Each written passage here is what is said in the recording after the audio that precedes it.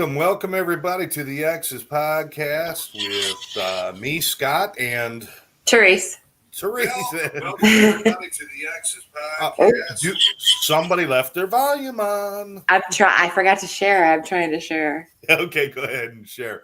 Well, thank everybody for joining us, and hopefully everybody's doing well. We had a couple of setbacks as far as our timing was concerned, and last week some things came up. But we're back this week, and we're here with a great show for you tonight. We're going to be talking about the new year. We'll be talking a little bit about some resolutions that we're making. And, of course, we're going to talk about our true crime. And that's always fun. And, of course, anything anybody out there wants to talk about. Talk about your ex. If you want to talk about your ex and really badmouth them, this is a good place to do it. Why not? Or say something nice about your ex. How's that? We're nice to each other, but others aren't. Others aren't. They're so mean to each other. Yeah. But yeah, and I've had exes where it's like been horrible and nasty, and after with Teresa and I look back and I'm like, why did it have to be that way? It didn't have to be that way. So anyway, how are you doing? It's 2023. You're moving along. You doing good? I'm doing good. Moving along. Excellent. Out of my illness. You weren't feeling well. I didn't want to bring it up unless you wanted to, but no, it's fine. Now, it was pretty serious. I mean, it wasn't just like a cold, right? I mean, I think it was or anything. Cold. No, it was. I tested negative for everything. It was really just a cold, but it was not a fun one. It got me. It got me for a couple of weeks. Yeah, and speaking of cold, how is it up there in the North Country? Well, I have to say, I just got my car fixed, and I've been, knock on wood, very lucky so far. We have absolutely no snow. Wow. We've had, I think Christmas Eve was the coldest day it had been in a while.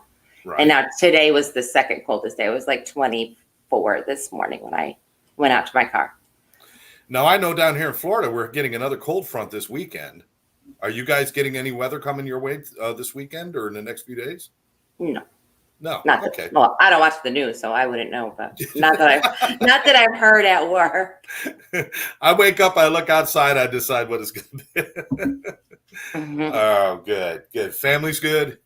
Family's good. Excellent. Trucking along. Excellent. So everybody's all fine and good. What is your goal for the new year? Did you make resolutions? Did you? I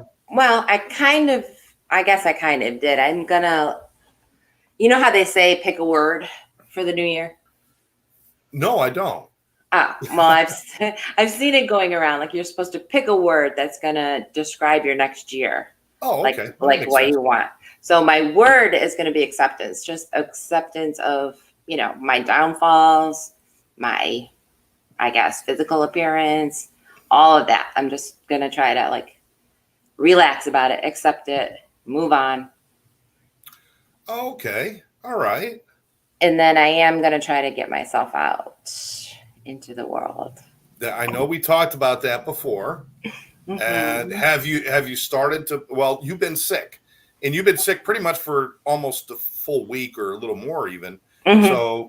So do you have an idea how you're going to start doing the out into the world thing? Have you thought about doing that? What it's going to mean? Well, I figured I like to go to Barnes & Noble, so why can't I go there, grab a Starbucks, walk around, browse, read a little bit of something? Why can't I do that? Why can't I spend an hour there? That's true.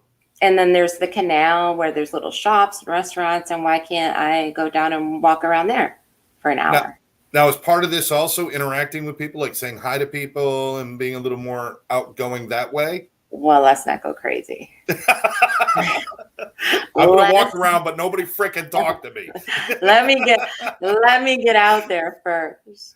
I mean, okay. I'm not going to ignore people, but I'm probably not going to be the first one to say hello. There we go. We got mom saying, hi, kids. There we go. That sounds good. So that's the big one for you is kind of getting out there and then just accepting a little more acceptance. Stop trying. I like that. And you?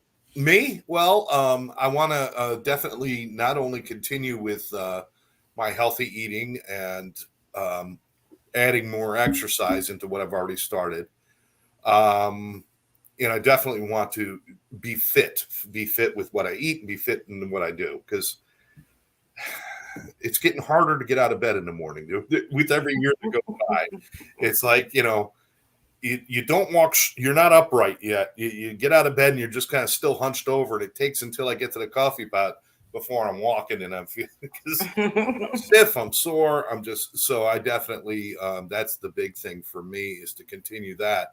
But the other two items, which are to do more art and start selling my art. I've been talking about it for 6 months. I got part of it built, but I didn't follow through and finish it. Now this is the year to do it. And I'm also writing a book. So a book? Yes, I am writing a book. A book about what? I don't know. It might be a cookbook. It might be what are we saying here? Not up on YouTube tonight. Yeah, we should be on YouTube. It's reading that says that we are live on YouTube. So I'm not sure why that's not happening. All right. Well, our Facebook is going to have to be it then.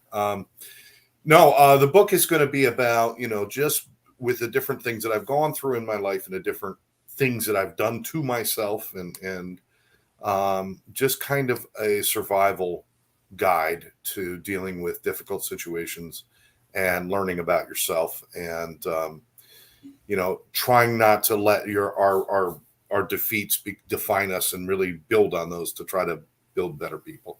It's going to be about that. I'm not going to tell my life story, because just too many people involved in it, and I don't want to get everybody kind of all riled up with that. So it's going to be more about lessons I've learned for me and lessons I continue to learn today, and that's going to be my book. But the art is a big thing for me. I've got to start doing that, because I'm running out of room. I'm running. The living room has got it on the floor now. They're lined up along the wall. So I mean, it's pretty. So that's big. But first step on that is to launch the website. I've got other people that have art they want to sell. I'll get them out there, and that'll be it. But I don't want to think of it as like a resolution as much as a continuation of what I've already started. Yeah. Because I think resolutions are almost like you're doomed to fail, because so many people create these resolutions like, I want to lose 50 pounds and I want to get muscles and I want to do this and and it's almost like setting themselves up to fail, and just saying, just everyday activities. What can I do every day that's going to make my stuff a little better? Yeah. Right. So anyway, that's what I've got going on. And I'm really excited about tonight, because we're going to be talking about a case that, well, I mean, this is from we're both from Syracuse, New York, and this is kind of like happened in our backyard. Mm-hmm. And it is the doctor, how's his first name? Robert? Yeah. Why do I think his name should be Jeffrey? No, it's Robert. Serial killers should all be named Jeffrey from now on. Or killers.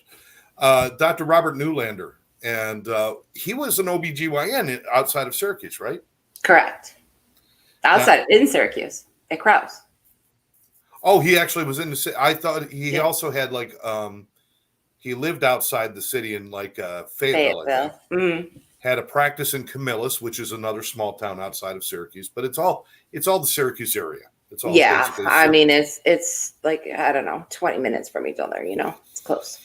Now, before we tell the story, you actually have even a more personal connection to Dr. Neulander, don't you? I do. I used to work at the girls' pediatrician's office for part-time for a while, for a couple of years. And the Neulander kids came there to see the same doctor that my daughter saw.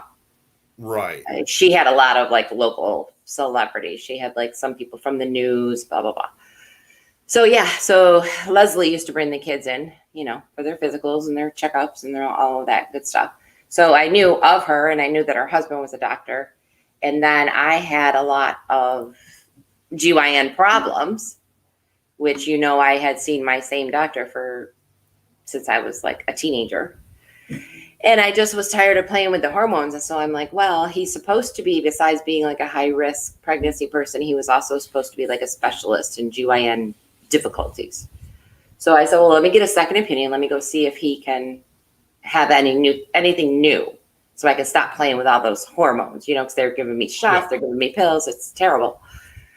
And so I went to see him, had my one appointment. I didn't really like him. He didn't really tell me. He said he would be doing like the same type of treatment. So I decided to stay with my own doctor who I loved. So yeah, I knew them that way. There's a lot of crossover there. Now, for the most part, the Neulanders were a very successful couple. This is before the murders happened. They were the movers and shakers in the Syracuse area for everything from business success. I mean, this was their home in Fayetteville. And this picture does not do justice to the size of this house, but I just like the picture because it's pretty. But the size of the house was like several wings on the house, pool, and in a nice wooded neighborhood, very, very upscale. Definitely a multi-million-dollar home, and he was very, very successful as an OBGYN and worked at the hospital, had his own and she was also very successful as well, wasn't she? I don't know. I don't really know what she did. She was a coroner or a medical examiner. No. For a while. I don't think so. Are you sure? Because I'm pretty sure she was a medical examiner. No, her friend that lived like next door. I thought they worked together too. I don't think so. I don't think Leslie, I don't know of any career that she had. I think that she was mostly a stay-at-home mom when she had the kids, but she did do a lot in the community for charity work. Oh, she was big-time charity person, right? Yes. She definitely was involved in charity. She was very philanthropic, and the two of them. Say that again. Philanthropic. Wow, that's a big word. You like that? That big freaking word. Word of the day on my phone. But I'll have to. She was a longtime Syracuse resident. Okay. I mean, I think she was a nurse. I think she was a nurse. Okay. She did work in the medical field. Yes, I believe she was a nurse before she had the kids. And but then again, they were a very, very successful couple, and by all counts, everybody knew them, everybody liked them. Yes. Okay. Now, prior to the incident, which is a murder, she dies and stuff. But prior to that, she dies. She dies and everything. That's all. That's what happens. Yeah. Homicide. she dead. Those things, and most people didn't know, except for a few people, but most people didn't realize they started to get into some real financial trouble. This was prior to her death. And they started to have a couple problems as well. Yeah. So 2 things we found out is that he had to close his practice in Camillus because he got in trouble for insurance. It's basically insurance fraud. He was overbilling insurance companies to the tune of close to $2 million. And when you do that to Blue Cross Blue Shield or Cigna or Aetna or any of the big ones, they come after you. They don't, And Blue Cross Blue Shield said, no. Yeah, that ain't happening. And basically, they removed him as a provider. He had to pay back a lot of money, and he lost his practice because almost every client he had the same insurance. So everything overnight gone. Yeah. And then the stress and whatever else was going on in the marriage, they end up living in the home but sleeping in separate bedrooms. Now, it was said that she had already put a down payment on like an apartment or a condo or something. And she was supposed to be moving like in a week, like very shortly. Now, there was conflicting reports because one person said that she was moving. Another person came forward and said it was for the 2 of them to move together. But that came much later.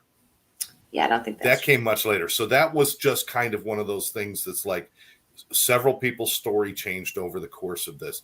So do you want to lay out what happened that night? It's September 17th, 2012. Do you want to lay out what happened? Okay, sure. Daughter called 911, stated that her mom fell in the shower and was directed by her dad. He directed her to call 911. So he didn't call 911 himself. He found her, but he yells across the house to his daughter to call. Correct. So the police, once they got there, they noticed blood in different areas. Like he said that she had fallen in the shower. He said he moved her to perform CPR better into the bedroom area. Right. But they found blood on the table next to the bed. They found it on the headboard. They found a bunch of blood on the floor. They didn't really, I don't know if they found much blood in the bathroom. Right. That I wasn't clear on. Okay. But her body was lying 60 feet away from where he said that she had fallen. So let's take this like a piece at a time. I'm going to show a little. This is a mock-up or an actual outline of the house, and in the bottom left-hand corner there is the bathroom with this stand-up shower, which is directly across from the toilets that you see there. It's a stand-up shower. It's got a concrete or a stone sitting area in the shower. It's not huge, but it's big enough to, move around it. Yeah. She apparently, and this all happened on this morning at about 7:30 in the morning. See, what happened was she was in her own bedroom, which is connected to this. This is her bedroom. She was in her own bedroom. He, as he did every morning, brought her a cup of coffee, noticed the shower was on, so he left the coffee next to the bed. So he says. He left. He went on a run. Went on a jog, a run, which was not totally unusual. He did go out and run. When he came back, he went back to the bedroom to check, realized the shower was still on, and then he went into the bathroom itself and saw her, this is his story, laying on the floor of the shower, head split open, or a head trauma, blood.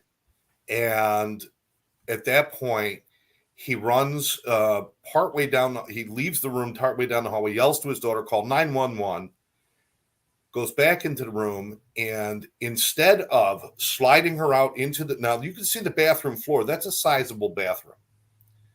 Instead of sliding her out of the shower onto the floor of the bathroom to perform CPR, he drags her body from the shower through the bathroom, through that little hallway, and into the beginning part of the bedroom, and begins CPR there. Then moves her body yet again, inexplicably, from the hallway just outside the bathroom all the way over to the side of the bed, on the right-hand side of the bed, so that her head was almost butted right up against the nightstand. And it made no sense to move her that much. Okay? So that's this is what happened. And the daughter actually witnessed this as it happened, because she's on the phone with 911. She runs into the room and she sees him carrying and dragging, it's a little bit of both, her body, and she's yelling, "Dad, don't move her.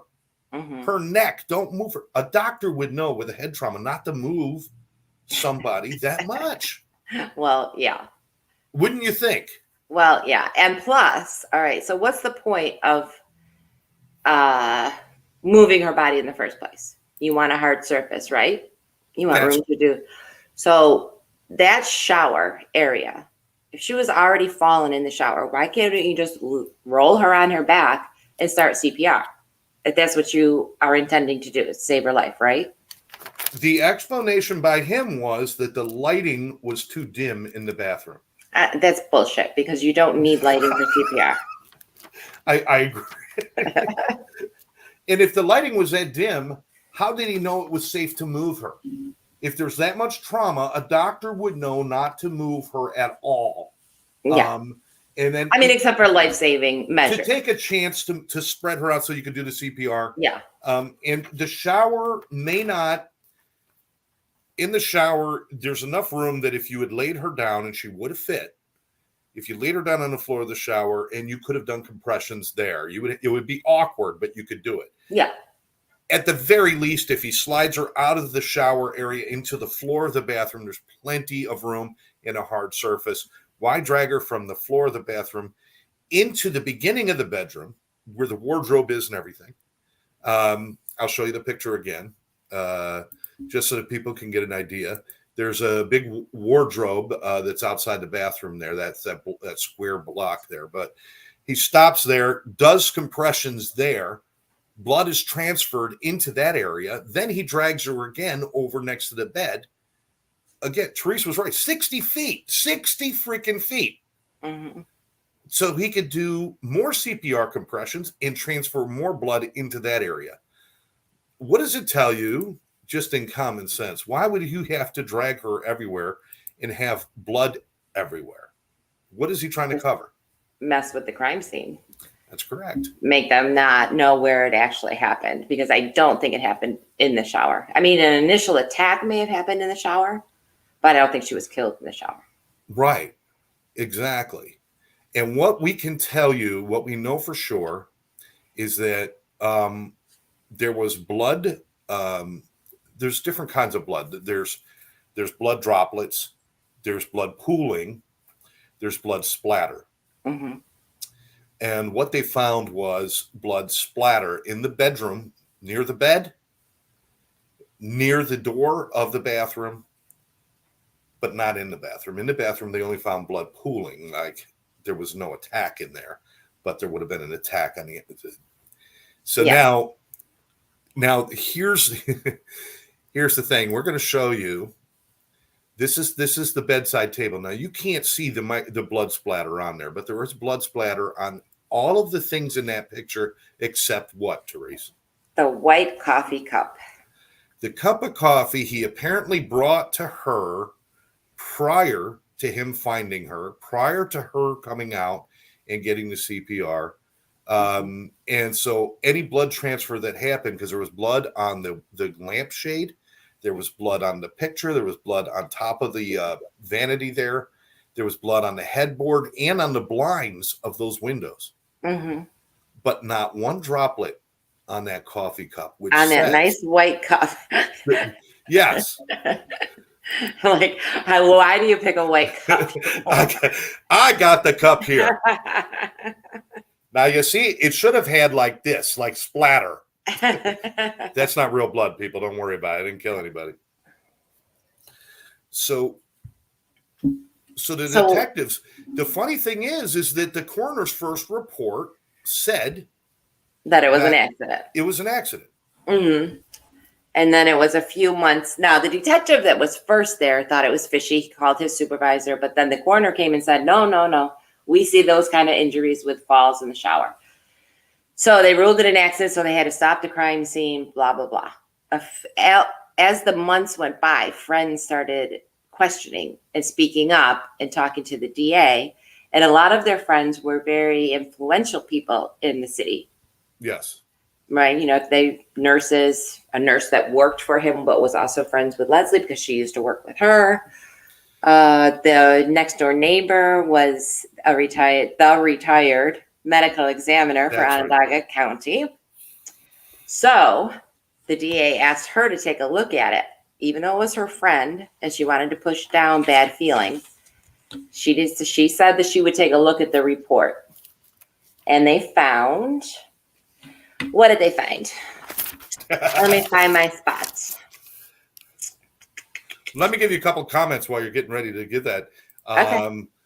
Mom is saying it's a long way to do CPR. Why not do CPR on the floor of the bathroom? We were just talking about that. Lynn is with us, and Lynn is another Syracusean joining us. This one's difficult. I was personal friends with both of them. He delivered my oldest daughter. So there we go. We're hearing that, Sandy is commenting, saying that, moving her around that much covers up all the blood evidence from where she was killed. That's what she's seeing. Mm-hmm. Couple more comments here. It was hard to believe he would do this, but evidence doesn't lie. Leslie was such a beautiful person. We would always talk about us being from Long Island. Apparently, Leslie was also from Long Island. Yeah, she was. She was pretty loud. And Mary Kay is with us. Thanks for joining us, Mary Kay. All right. So that's a lot going on. So once what did I say to you when we first heard about this case and he was going to trial and stuff? What did I say to you? Do you remember?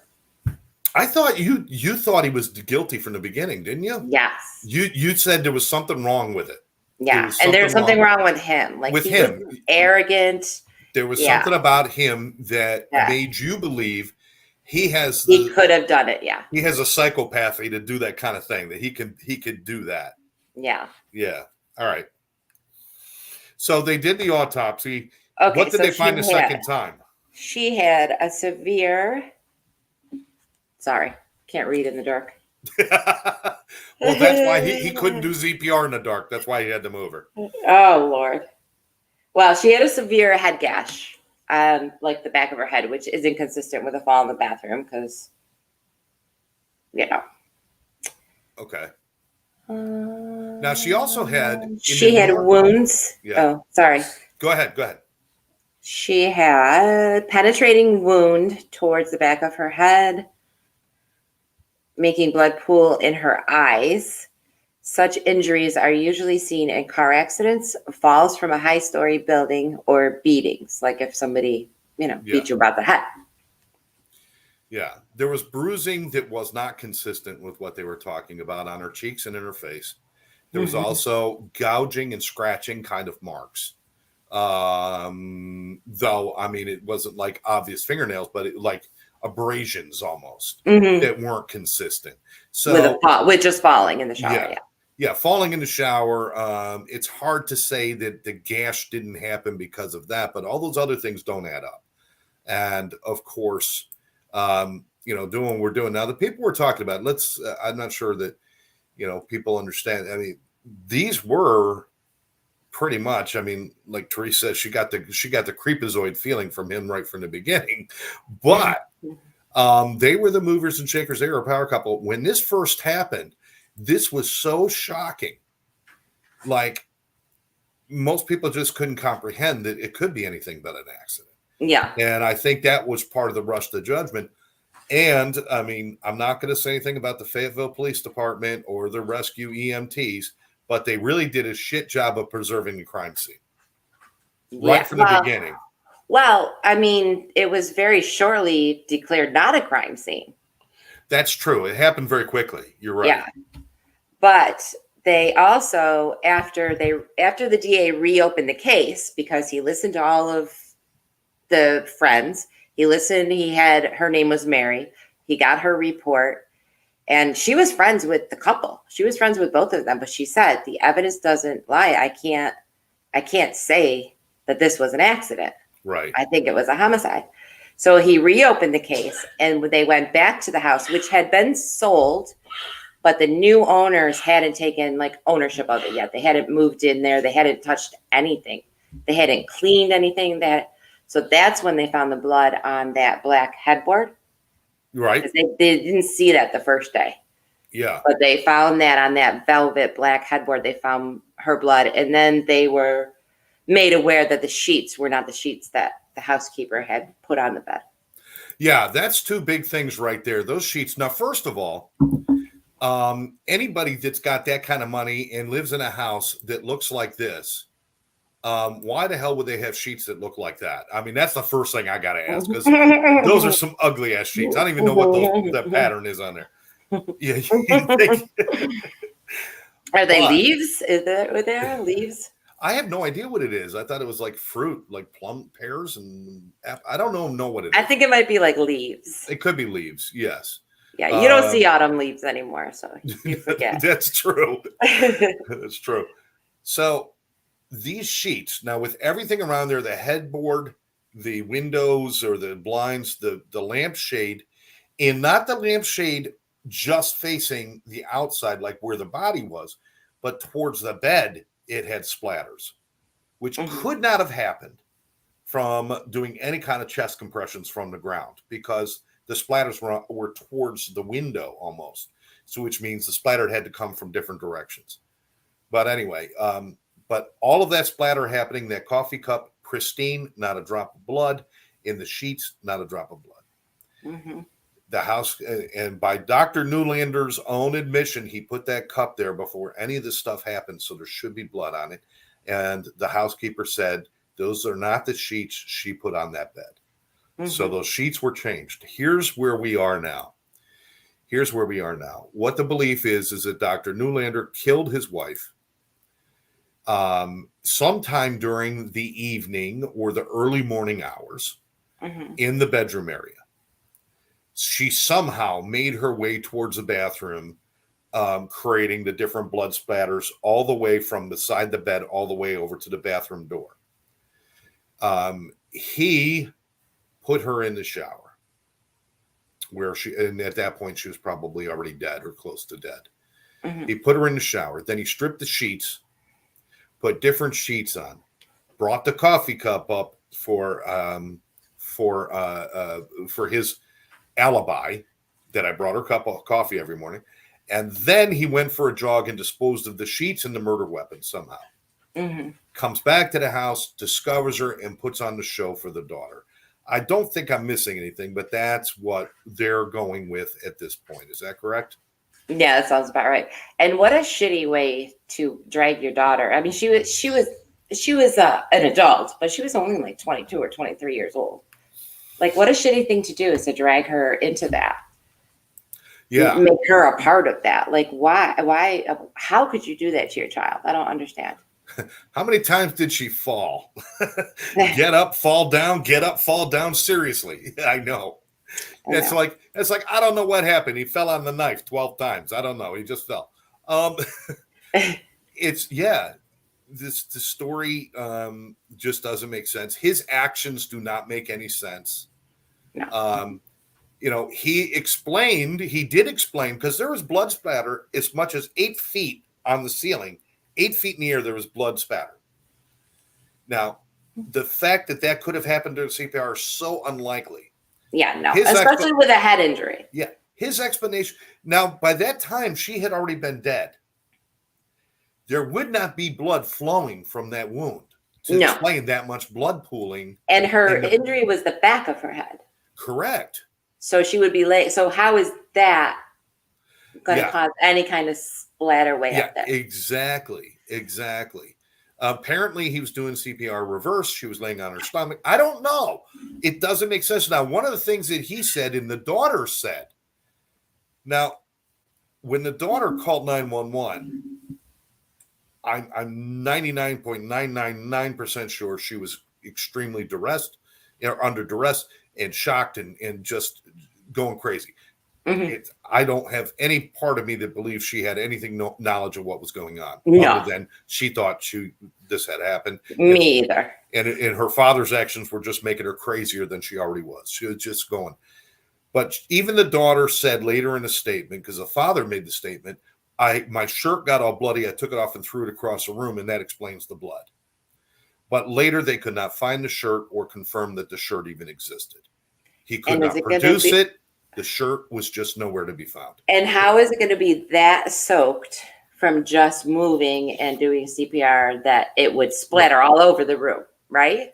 Right. I mean, it would have to be like soaking wet. Yeah, you don't misplace a bloodied shirt. I mean, you just don't, even if they come back a month later or 2 months later and say, where is the shirt? It's not like, oh, I don't remember where I put it. I mean, it's, it's a shirt. That's a moment you remember. Right. Sandy seems like poor police work. And part of it was, but Teresa's right, because they were so quick to the judgment of, we can't imagine it being any other but what Dr. Neulander says, because they are pillars of the community. And when the police look at it and the coroner first looks at it, gash in the back of the head, there's a concrete bench in the shower. And she also has a history of vertigo. Let's not forget that. Yeah. It just helps make the story plausible. So once that story becomes like, everybody's like, okay, looks like we've got a horrible, horrible accident. Yeah. They didn't start putting the pieces together until it was, some of this stuff they didn't figure out until a full year later. Did you catch the one? Well, this is where I think he maybe got some ideas from. But that Mary, that was the retired Emmy of the Onondaga Yeah. County.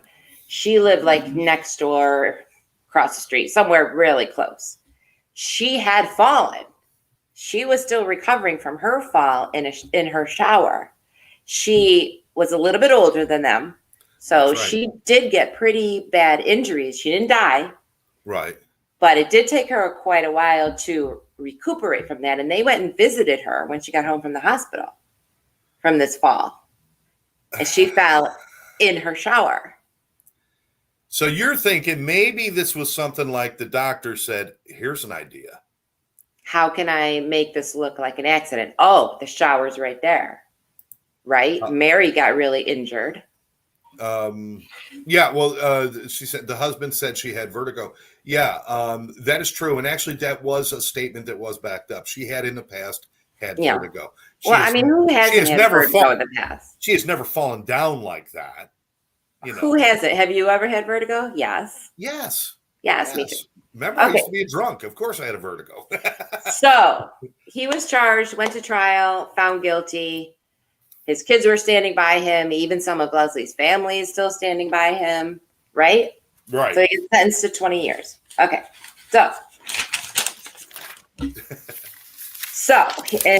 When did he get sentenced? I'm sorry. I do have the date. He went to trial March 2013. Okay. So this was about a year and a half after it happened. Or no, just less than a year. Less than a year. Happened in September, went to trial in May. Yes. And then in 2019, he was granted a new trial because there was juror problems. Misconduct. Some juror was accessing her phone during the trial. That was part of it. There was something about a phone and accessing something. It was one of the jurors was receiving texts. Now they can't prove that they don't say that she ever responded to the texts, but she was receiving texts from like friends and family, and her dad is the one that said, make sure he's guilty. Now, maybe he meant make sure he's guilty before you put in your, what you think. Or he could have said, make sure this bastard goes to jail, right? Yeah. It could be taken either way. And you can't take that chance, so they threw out the verdict. They threw out the verdict. He got bail. He got out on bail. Right. And then the pandemic hit. He was out of jail for 4 years. For 4 years before his new trial. What was he doing during that 4 years? Do you have any idea? Was he living life? Was he practicing medicine? No. He lost his license. No. Oh, he didn't lose his license. Well, he was convicted of murder. Hello. Do you think the medical board is going to let him keep an MD license? The verdict was thrown out. I thought maybe he'd get his license back. Well, it wasn't thrown out. He was granted a new trial. Yes. So it's different. So the verdict was set aside without prejudice, which means they could retry him, and they were going to. Correct. And they're going to. But then the pandemic hit, right? Okay. COVID and all of that crap hit. And so he was out living his life for 4 years. Now he had his new trial, found guilty again. He tried to appeal to the court in March of 2022, actually. Yeah. He tried to appeal for a lighter sentence, the minimum of 15 years, because he is now ill with kidney issues. Judge said, nope, 20 years to 20 years. Sayonara.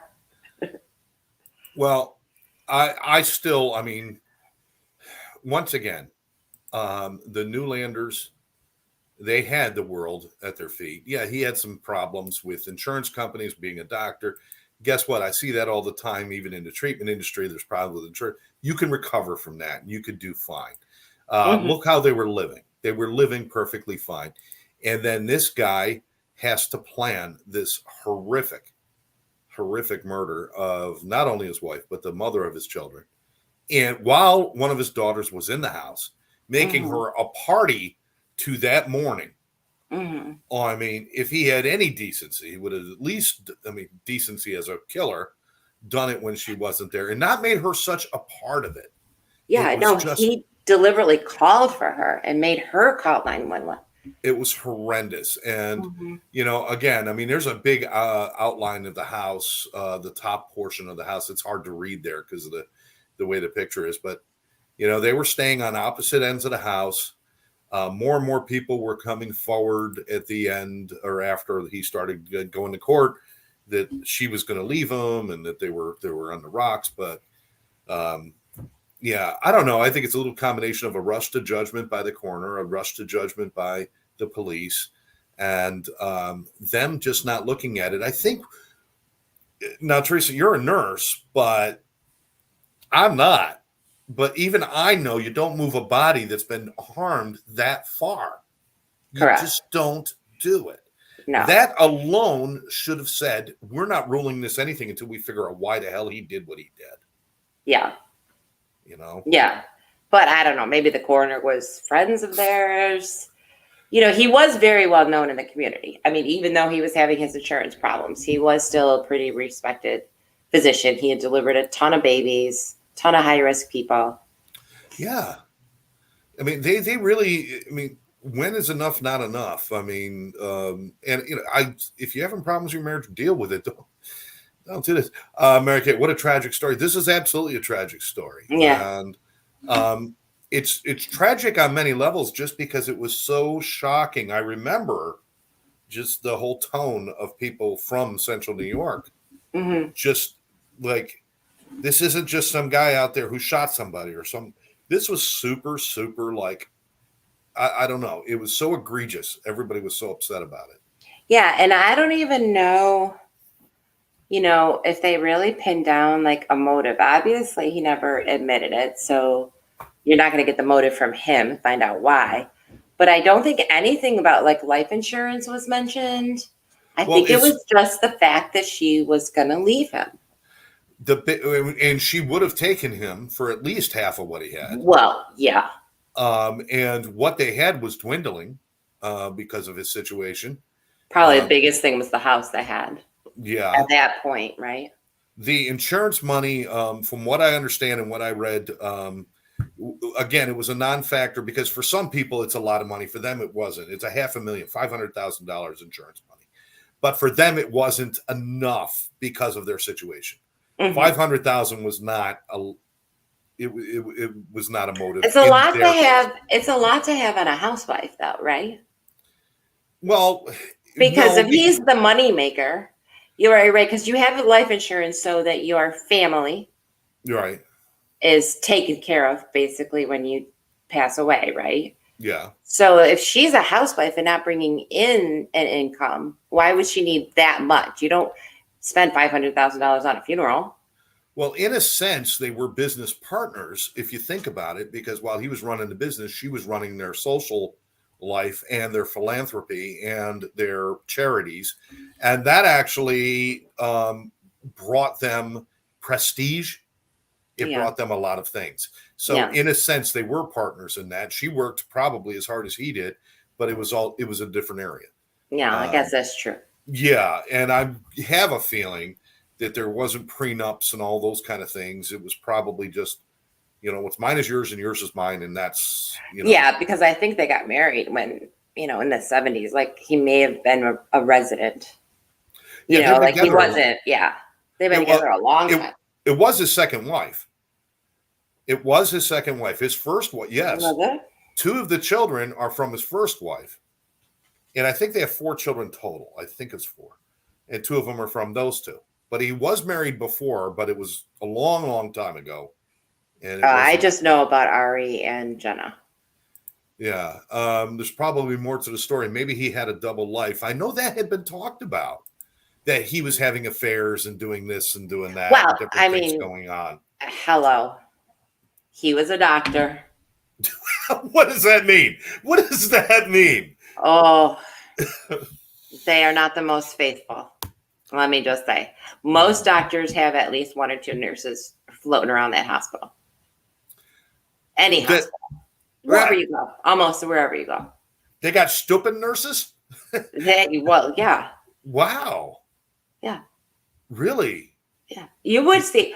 I would work at night shift, and one of the cute doctors would be coming by. Mary Kay says, "Yikes!" One of the cute doctors, would be coming to the floor. So like they'd start their rounds, say like 6 a.m. Right? We worked until 6:37. So 5 o'clock, all the girls go put their lipstick on, touch up their makeup. All the girls on night shift put a little perfume on, be out at the desk around 6. Yeah. Just to see the cute doctors. So they're out there like fishing for doctors. They're trying to catch a good one. Well, they're fishing for a good one is, hard to find. They're looking for doctors, yes, and the doctors are looking for extramarital affairs. I mean, how many places have you worked where you've been around doctors? I mean, just roughly. You've worked in the hospitals and in different places, and you know people. mm-hmm. How many really good everybody assumes doctors are always good looking. That's not the truth. It's not the truth. No. There's a lot of ugly ass doctors out there. Yes. Are you telling me these Quasimodos with MDs are still getting stooped by nurses? Yes, because they're rich. Listen, and I loved my doctor. You know that, right? I loved him. Yeah. But I'm not going to say I have no doubt he had at least a couple girlfriends. Wow. Why do you think so many nurses marry doctors? Because they start out as affairs, then they get married, but and then he finds someone. You're working with good people now, which is nice. This is good. But in the hospital setting, that's really kind of Caligula there. Okay. Yeah. All right. That's interesting. So yeah, maybe there was some other secrets to that. But so again, let's repeat where we stand right now. He has been convicted of murder. Twice convicted of murder, and the second one seems to be sticking, even though it's been a little less than a year. Yes. Since he got it was sometime during the late spring, I think, when they got the final conviction. I believe it was of March 2022. March 17th, 22. Yeah, there we go. So we're coming up on a year anniversary of his last conviction, mm-hmm. and as far as I know, with all the evidence and everything that we've seen. And certainly you could YouTube it and watch more about this case. But they seem to have sewn it up. But the majority of the family is still standing by him. Mm-hmm. They're not convinced. Right. They still believe it was a tragic accident, mm-hmm. and that all this other stuff is just either bogus or circumstantial. Mm. So regardless, this is where we stand. He is now facing. How long is he going to be in jail again? 20 years. Now, is he available for release anytime early, or is it 20 to life? He got 20. I think he got 20 years again, but he did get credit for time served. So he served about 2-3 years in jail. So about 7. Well, yeah, about a year and a half before they threw it away. Yeah. So about 17 years. I mean, I don't think he's going to be alive in 17 years, so I don't think it's going to be an issue. He was charged with murder. He was also charged with obstructing and tampering with evidence, I believe. Mm-hmm. Well, that goes hand in hand with, trying to mess up the crime scene, right? Well, yeah, exactly. I think most murders also have that tampering with evidence charge because they're trying to hide things. Yeah. It would be so much easier if murderers just wouldn't lie. Don't lie and try to cover it up. I mean, just be honest about it. We're not even mad you killed him, but the lying, we just can't deal with the lying. I guess it's hard to believe that your dad is a murderer. Yeah. My dad, I could see it. It could happen. But no, I'm kidding.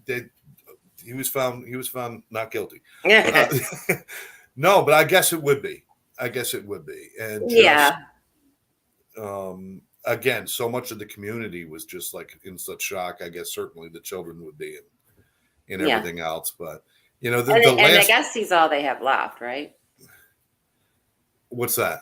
He's it. He's the only parent they have. Well, they have aunts and uncles and different things like that. Yeah. But he's the only parent. He's the only parent, though. Hold on. Yeah. Yeah, but I think you'll appreciate the fact that done in by a cup of coffee.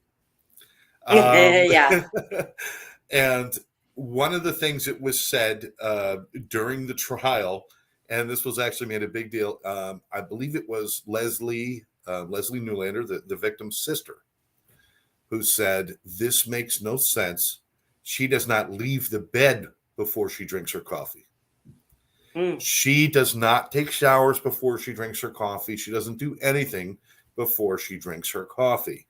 Where'd you find that? I didn't find that. I did find that. I'll have to send it to you. It was in, Wow. I believe it was on a 48 hours I'm pretty report. impressed. And I had the written transcript that talked about this cup of coffee. And one of the things that was brought up was, he had even said, she usually takes it, he brought it to her because she drinks it in bed before she gets moving. It was highly unusual for her to not be in bed. She waits for that cup of coffee. It sounds to me like she was a wonderful person to go get her. When it comes to the morning coffee, she is a princess. You bring me my coffee, I drink my coffee. Now, this you can understand. Yes, The coffee is absolutely. primary. Yes. Yeah, coffee is primary. Unfortunately, I have to wait for my coffee maker to make my coffee. Yeah. You don't have anybody bringing it to you? No, No. I don't. You No. gotta train your dog Coco to bring it in a little She tea can't even cart. reach the counter for crying out loud. Please. Wow. Well, that time flew by. I mean, we're getting close to the end of the show. I want to thank everybody who tuned in. We're going to do some more of these. I don't see why not. We can check into some more little mysteries and murders. If you've got one you'd like us to talk about, or one that you'd like to, I mean, I don't care. We could bring up everything from Jack the Ripper to something that happened last week. Yeah. It's just now. Are you still like hooked on watching these things? And Yeah. yeah. Yeah. In the car on the way to work, in the car on the way home from work. Yeah. I'm just searching new podcasts.